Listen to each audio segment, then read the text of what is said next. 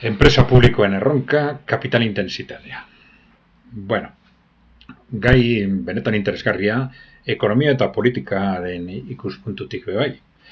Lehenago, zer da kapital intensitatea? Kapital intensitatea da, nahi duzue, egin behar diren inbertsioak, hau da, kapitala, egin behar diren inbertsioak enpresetan, edo inbersorek egin behar dituzten enpresak,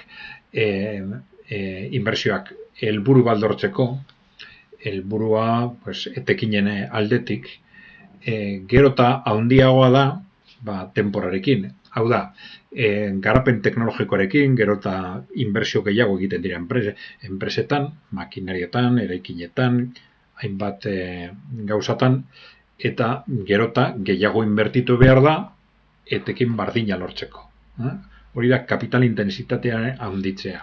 Nola neurtzen da praktikan? Bueno, batzutan kapitala, hau da, inbertsioa eta produkzioa konparatzen da. Eta bestetik kapitala, inbertsioa eta lanaren kosteak. Modu bietan neurtzen da. Historikoki, kapital intensitatea azken bi mendetan, kapitalismoaren zehar, kapital intensitatea goruntza joan da, gero eta handiago izan da, baina horrek daukon eragin negatibo inbertsioetan, junda apurka-apurka modu baten edo bestean konpensatzen. Beste arrazoiekin, beste tresnan, beste aldagaiekin.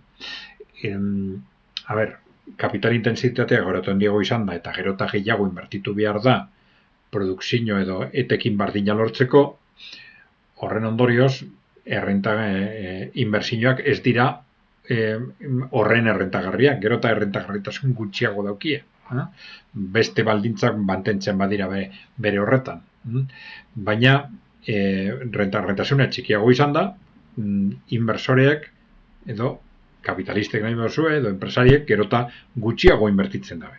Orduan, epe luzera oso eragin negatiboa da ekonomia. Beste faktoreekin gero konpensatzen da, konpentsatu da historikoki edo. Baina oso interesgarria da ikustea zer gertatu dan bigarren mundu gerraren ostean.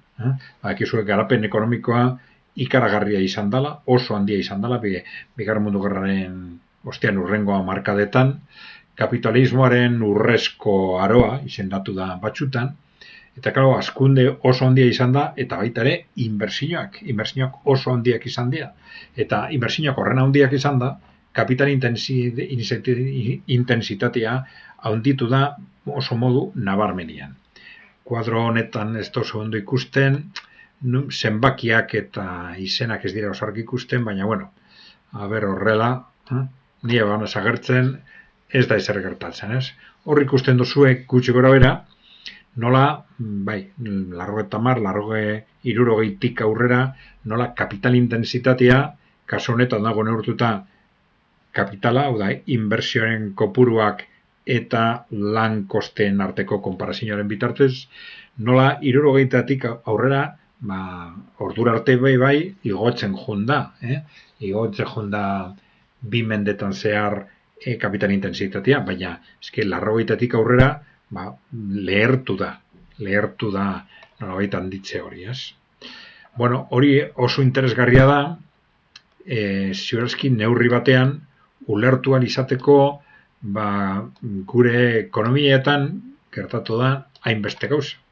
Beste faktore batzuk egon daitezke, baina egile askoen ustez, funtsezko faktore izan da hori, gero hortik aurrera, mendebaldeko ekonomiak izan duen ahulesia.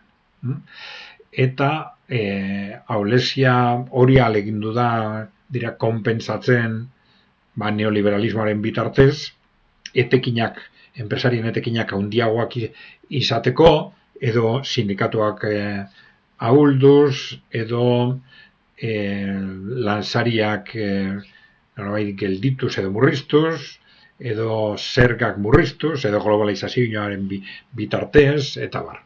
Eta hala ere, ez da lortu berreskuratzea inbertsioek ordura arte, edo lehenago zeukien errentagarritasuna. Hori oso interesgarria da, ze antzeko eragin bat gertatu da herrialde emergentetan, denporarekin, inbertsioak Txinan adibidez, inbertsioak gero eta handiagoak izan da, kapital intensitatea bebai handiagotu da hainbat sektoretan, eta sektore horietan errentagarritasuna junda murrizten. Baina ere, herrialde horietan, Txinan adibidez, edo Rusian edo, inbertsioa mantendu da. Inbertsioa mantendu da.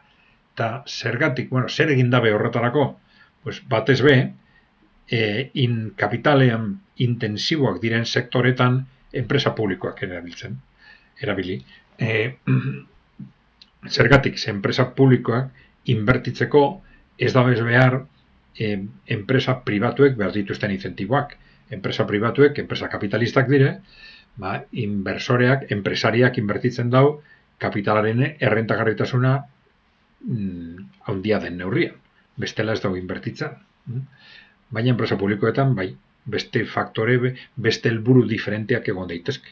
Edo, zergak sortzea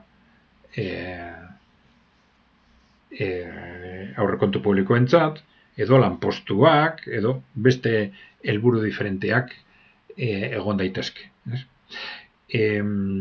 Eta horrela, posible da, berez, mantentzea inbertsioa intensitatean, kapitalean intensiboak diren sektore horietan.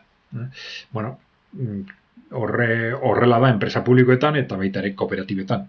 Kooperatibak ez dira enpresa kapitalistak eta langileen interesen alde funtzionatzen dabe ez inbertsioen errentagarritasunaren arabera. Oso beste faktore batzuk egon daitezke bai kapitalismoan azken hamarkadetan gertatu den ahulezia horretan, adibidez enpresen kontzentrazioa eta bar. Baina faktore hau importante izan da eta oso gai interesgarria da, zen nahiko bat dator ikusten duzunez, kapital intensitatearen puste hori, hamarkada horietan gertatu dana, eta ekonomia mendebaldeko ekonomiaren ahultze horretan. Hori da, oso faktor importantea dela nik uste dut aurrekusteko gure ekonomiaren etorkizunak, herrialde emergenten ekonomiaren etorkizunak, eta baita ere enpresa forma diferenten arteko aukeren etorkizuna. Utzi galderak edo komentariok, iruzkinak mesedez, eta ezaztu arpidetzeko tekla sakatu, ez bada zagoz arpidetuta, eta eskerrik asko.